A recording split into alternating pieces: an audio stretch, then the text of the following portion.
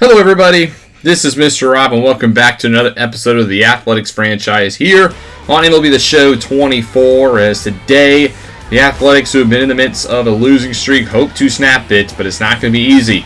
They're going to start off at home against the 44-28 Pittsburgh Pirates in some interleague action. The Pirates won the Central last year, lost in 6th in the NLCS to the Diamondbacks, so they're a very good team, and they've stayed at their ground, one of the best teams again in baseball. So if you're excited for this one, make sure you drop a like and you subscribe down below, especially if you want more franchise content. Mackenzie Gore will be on the mound for the Athletics, and Jared Triolo, the designated hitter who won a Gold Glove last year, will lead off for Pittsburgh. And he will start the day by hitting this one into center field, where it will be caught by Alcantara. And we'll take a look at this Pittsburgh lineup. A lot of good players here. Jose Altuve at second base has been a great under-the-radar signing a couple of years ago. The new man, Alex Kirilloff at first, O'Neill Cruz at short, Brian De La Cruz in left, Brian Reynolds in center, Brian Hayes at third base, Indy Rodriguez at catcher, and Cal Stevenson in right. Here is Jose Altuve, the 2017 AL MVP and three-time batting champion, who came over a couple of off seasons ago to Pittsburgh, and he's been magnificent, but he does look at a curveball for strike three. 2 down now for Alex Kirilloff, the former Twin, who came over on a 4-year, $61 million contract to be the new first baseman for the Pirates, and he'll ground out to end the top of the first. On the mound for Pittsburgh will be Anthony Solometo, the lefty, making his 15th start of the season. He's been good, just hasn't fully gotten the run support into those outings. Bryson Stott will lead off for the Athletics, 251 on the season for the two-time Gold Glover. And the 2-2 pitch, he'll look at strike three. Fastball gets him at the knees. That'll bring up Robbie Martin up next. First pitch to him. It's a fastball down the middle. He times it up perfectly, hits it to left center, and this one will clear the wall. And just like that, the Athletics will lead this one 1-0 off the solo home run of Robbie Martin, his 4th of the season. And it's good to see the Athletics bats get a head start this time. They lead 1-0 after a perfect swing from Robbie Martin. So Tyler Soderstrom now up next, hitting .226 on the season. He's hit a lot better since switching over to full-time DH. He's been able to just focus on the bat, and has worked out nicely as he also perfectly times this one. Won't have the carry that Martins did, but 103 off the bat will roll all the way to the wall, and that's a one-out double for Soderstrom. So he's in scoring position off his 14th double for Daniel Susac, who has become the everyday catcher for the Las Vegas A's. 256 on the season with a 1-2, and he gets a nice slider, times it up pretty well, but it's just going to be flared out to the left, where it will be caught by De La Cruz. And we'll take a look at the rest of this Athletics lineup. We've already seen the first 4. As up next in the 5 spot, we'll see Jacob Wilson, followed by Kevin Alcantara in center. Clark Elliott, who's hitting well in his last 10 games, out in right. Elliot Ramos in left, and then Ryan Noda in the 9-hole today against the lefty. So here is Jacob Wilson up next, the all-star, hitting .244 on the campaign, trying to keep the inning alive. Faces an 0-2 from Solometo, and he will swing through a low changeup. The A's do plate 1 to take the early lead as we go top 2. O'Neill Cruz up for the Pirates, tied for 4th in the National League in home runs. He swings through a nice sweeping curve there for out number 1. Brian Reynolds, in the midst of a 9-game hitting streak, will step up next. And with a full count pitch, he'll get underneath this fastball. Hit well to left field, and that's going to be 6 up, 6 down for Mackenzie Gore. Bottom 2, Kevin Alcantara leads off. Had a lot of run-ins with the Pirates as a member of the Cubs for his career. He draws a walk to begin the second. The 7-hole will be Elliot Ramos. Only 200 on the season, but 10 homers, tied for a team lead. He has an 0-2 pitch here. Change up low, goes after it, grounds it to third, and he will hit into a double play that will end the second inning. So we'll go top 3 now. Brian Hayes in the 7th spot for Pittsburgh, and what's been a pitcher's duel outside of the 1 home run ball. And Hayes will continue that as he flies out to right field. Indy Rodriguez up next, hitting very well, is the Pittsburgh catcher. 866 OPS, one of the best in the National League amongst catchers. And with a 1-2, though, he'll hit it over to first. Noda to his right. Flips over to Gore, who just actually beats out Rodriguez for out number 2. Then rounding out the Pirates lineup will be Cal Stevenson, the right fielder. On the first pitch, he'll hit it over to Wilson, and Gore goes perfect through the first run of the lineup in 3 innings. We'll go bottom 5 now. 1 outs for Elliot Ramos, who we saw ground out earlier into a double play. And he will get a fastball here, and he'll flare it out to right field, and it will actually get past Cal Stevenson. So Ramos will keep going. He'll get to second base. That's going to be a one-out double for Elliott. And right that, we're in scoring position. Ryan Noda up next. He's been clutch this season. He grounds it over to first. That'll be the second out, but it will move Ramos over to third. So it's going to be up to Bryson Stott to try to keep the inning and score the run alive. 1-2 to him as he hits this one up the middle. Altuve will glove it. Tries to throw him at first, and he can't. And it's an RBI single for Stott, who comes up clutch. 2-0 now in favor of Las Vegas. Robbie Martin now up next. Times a fastball well into right center, but a beautiful catch by Stevenson will rob him of a base hit. So we plate one more as Roncy Contreras will then come in relief in the next inning for Pittsburgh. Not having a good season, but he was an all-star a year ago. He takes over in the sixth. That'll be 5 innings for Solometo. Soderstrom perfectly times his second of the ball game as he singles up the middle. Another multi-hit day for Tyler Soderstrom. I've said he's turning that bat around. Susac trying to keep the rally going. Gets a nice changeup up high. Hits it into center, but it will die out in time for Reynolds to make the grab. That'll be out number 1. Jacob Wilson up next. Also has a hit. One of the 6 hits of the Athletics today, and he swings through a slider here. 2 outs now for Las Vegas. Alcantara, 1-2, will suffer the same fate. And Contreras does a nice job getting through the 6th. Top 7, Gore still on the mound. Here's Kirilloff to lead off. And he draws a walk. Gore trying to go through 7 innings. That'll bring up O'Neal Cruz. He's hit way better on the road than he has at home this season. And he has a runner on first base, nobody outs. 2-2 pitch to Cruz. And he hits this one well to deep right center. And this one is out of here. A 2-run shot by Cruz will tie it up. Yes, that was foreshadowing looking at his home and away splits as Cruz would tie it up with one swing. 18th home run of the season for Cruz. Tough for Gore because he's actually pitched really well up to this point this game, but now he's in line to get a no decision. As Garrett Whitlock later in the inning would come on in, his 32nd appearance as a member of the Athletics, acquired in a preseason trade with the Blue Jays. He has a runner on second with Ke'Bryan Hayes up, and he grounds over to second, but Stott with a beautiful diving play, and that's why he's a 2-time Gold Glover. Saves us a run, keeps it tied, and now we just got to get out Indy Rodriguez, and we'll hit it to right, and Elliott will glove it. So it does stay tied at 2 here in the 7th. We'll go bottom 8 now. Martin with the 1 out will hit this one into right field. He's had himself a really good day as he is on first base and the go-ahead run. Contreras still on the mound as Daniel Susac now with 2 down will hit this one past the glove of the third baseman Hayes in the left, and the inning will stay alive. Trying a little bit of a 2-out rally here. Wilson now with a full count. Pitch draws a walk, and the bases are loaded for 2 outs for Kevin Alcantara. A huge spot here for Alcantara. 27 RBIs amongst the top on the team. 1-1 pitch, and he singles through the right side of the infield. That's going to take the lead for the A's. An RBI single for Alcantara. He comes up clutch after all. Now we just got to try to keep it going. Clark Elliott now up next with an 0-1. He'll chop it over to second. Altuve with a jumping throw will make it. So we only get 1. That's enough to turn over to Bartolo Ayala, who's going to try to get the save. He struggled recently in his past couple of appearances, but going for number 18 here. First batter he faces will be Alex Kirilloff. And the very first pitch he throws is mammothly shot to center and out of here.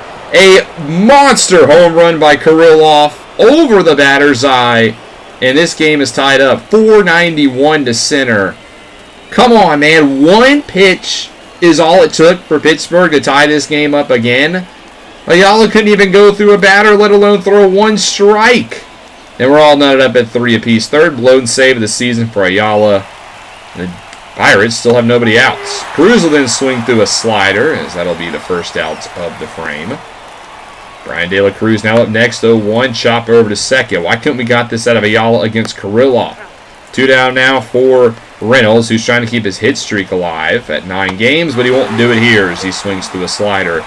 We'll go bottom 9, where Contreras is still on the mound, and he'll have no trouble going through it. So we're going to go to extra innings after all, where the Athletics have really struggled in the past couple of weeks. JT Ginn in the 10th. He's made one appearance since being called up. It was a good inning. And now he's tasked with keeping the runner at second. Hayes up first will look at strike 3, and he is not happy, and I don't blame him. That sinker was below the knees. Clearly upset, as that changes things. Swingin A will now come in and pinch run for Reynolds at second base, as Andy Rodriguez pops this one up behind home plate. Susac will make the grab, and now we're just 1 out away from straining the runner. That would be huge. It's against the 9-hole hitter Cal Stevenson. 2-1, but Stevenson delivers, hits it into center field, and that will drop. We cannot get through the 10th inning after all. It's an RBI double for Stevenson, 4-3 Pirates. And now you got to try to keep it a 1-run deficit, and you got the top of the order. Triolo, a 2-hit day. He'll hit this one easily over to Martin, but we're down by 1. So Pittsburgh will bring in Dari Moreta. Interesting, they're not going to go to their closer, Andres Munoz, one of the better closers in baseball. Instead, they trust Moreta. Is Martin up first? 2 hits on the day. The guy you want up, but he can't connect on the high 97 heater. That's out number 1. Soderstrom also 2 hits on the day. He weakly hits this one over to third, and now you got 2 outs, and the game is on the line in the hands of the 4-hole hitter Daniel Susac. The full count pitch to the catcher. He gets a fastball down the middle, but is caught in right field, and the Pittsburgh Pirates will win this game after all. 4-3 in 10 innings in a game that has just become a typical Athletics game. You take the lead, and then the pitching blows it late, and you lose in extra innings. This team has no clutch gene. The pitching in the past month has just fallen apart, and we lose another game, in a game we should have won. Game 2, we lose 5-3, and guess what? Extra innings. Goes into the 10th, we lose 5-3. We were up 3-2 going in, or 3-1 going into the 8th inning, and we blew it again. Joe Barlow blows this one. The game of the week in the mid-game is the Orioles beat the Yankees 11-5, a big win for Baltimore against the best team in the American League. And then we get to game number 3, and we lose as well 7-6. We were tied at 6 going to the 8th, and we blew it again. Francisco struggled on the mound. The pitching continues to suck as we go up a 6th spot in the 5th, and we get swept again by Pittsburgh. We're going to make a move to the bullpen. We're going to call it Tony Santillan, who's had a good year in AAA. He was abysmal last year for us in the majors as our closer, but he was an all-star just 2 years ago. And the way he's playing in the minors, I hope we get that all-star in Tony Santillan. To make room for him, we're going to send down Nick Allen. We have an extra position player on roster, and he's hitting sub-200. So I think it makes sense to send him down to AAA. That'll get us into the second half of the episode, where we'll head to San Diego to face the 41-36 Padres in another interleague series. This one only a 2-game set, so a quick turnaround. It's a Friday-Saturday at Petco Park. The Padres rocking their Bright City Connect uniforms, while the Athletics sit at 27-47 on a 10-game losing streak. And we got to go up against Matt Waldron today, who's making his first start of the season. But if you don't know anything about Matt Waldron, you're going to find out something. Look at this right here. He's a knuckleballer. We got to try to hit a knuckleballer against San Diego. This game at this point is just trolling me. Look at that pitch. How was that down the middle?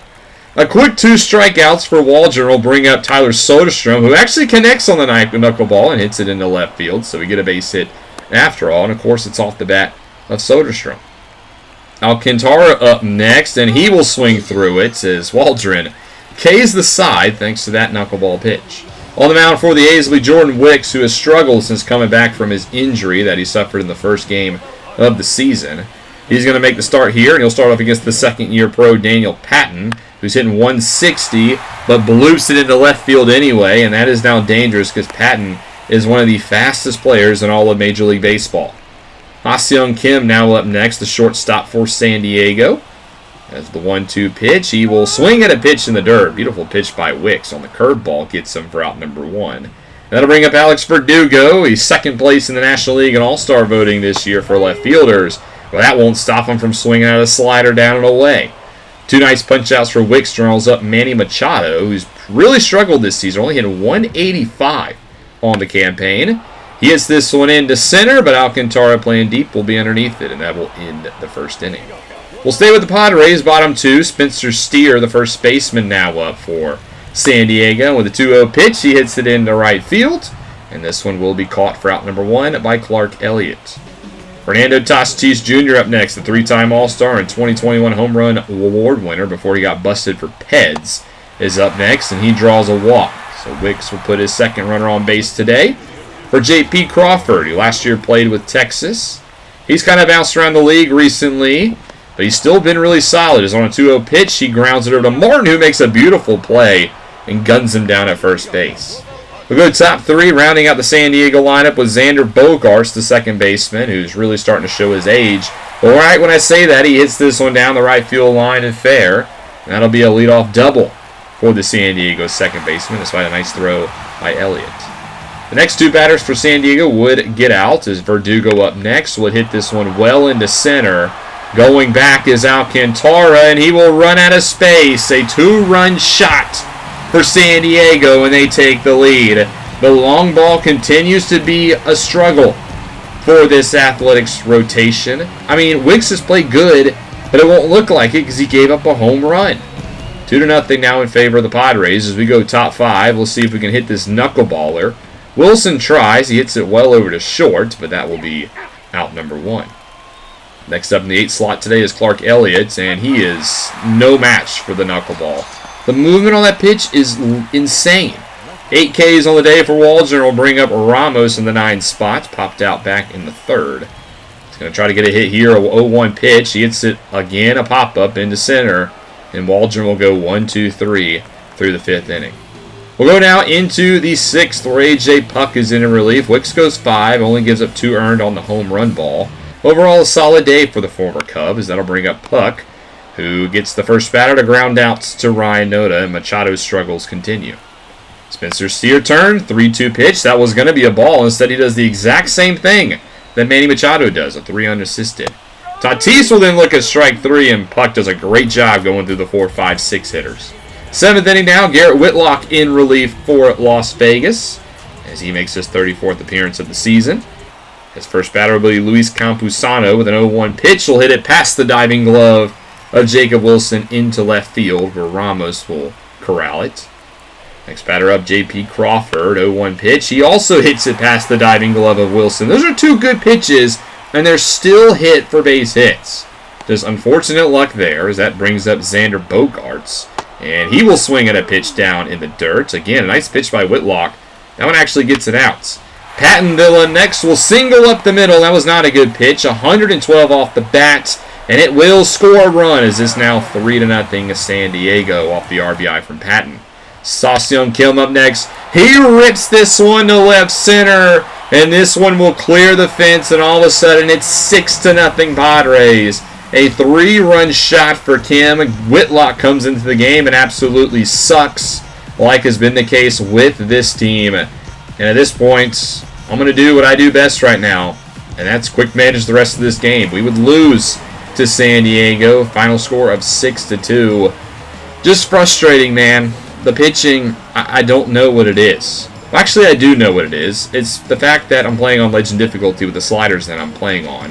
One thing I am going to do is I am finally going to make some tweaks to the slider set after this game. The pitching I'm playing on is more designed for meter pitching, but I play on Classic, and I'm noticing just way too many meatballs down the middle. So I will make some adjustments to the sliders in the next episode, and hopefully that does change some things. On the Friday games, the Mets beat the Rangers 5-1, a big win for New York, trying to keep pace in the National League, while the Rangers look to try to catch Seattle in our division. The late game of the night was the Braves going to LA and winning 9-0 in a race for the number 1 seed in the National League. This is a big win for the Bravos. Only 2 hits, and they crushed Shohei Ohtani. On Saturday, we lose to San Diego, so despite the fact I'm talking about sliders, that doesn't help against sim games, and we still get shellacked in sim games. I don't know what's wrong with the pitching. They suck when I pitch with them, and they suck when they sim. In the Saturday game of the week, the Giants beat the Pirates on a walk-off in 9 innings. Pittsburgh took a nice tie, but San Francisco actually bounced back and won it. And then in the late game, Philadelphia, trying to get back to 500, would beat the Reds 7-2. It's been a tough season for the Phillies, while the Reds try to make it back to the postseason. We get a trade. The Reds acquire Max Meyer from the Marlins for TJ Friedl, so Cincinnati will try to buy as we get closer to the deadline. They get a nice solid pitcher in Max Meyer, who's been decent this year with Miami. And they'll give up TJ Friedl, who's older and for this, the Marlins, they're just trying to sweeten up some cap space for the long run, as Friedel will be a free agent after next year. That'll send us into the next episode. We'll stay at home, or we'll return home to face the Mariners and the Royals, two teams that we could definitely use a win against. As at this point, we've lost 12 straight games. But like I said, I am going to be making some slider adjustments in the next episode. It's been much needed. And before I give up on this series, I do want to at least try to finagle with the sliders and see if we can help the pitching a little bit. Because there's no reason we should be getting shellacked the way we are. So, thank you guys so much for watching. Hope you guys enjoyed. I know it's been a rough stretch for the A's, but we're going to try to make some changes to spicing this series up. If you enjoyed, make sure you drop a like and you subscribe down below, especially if you want more franchise content. This is Mr. Rob, and I'll see you in the next one.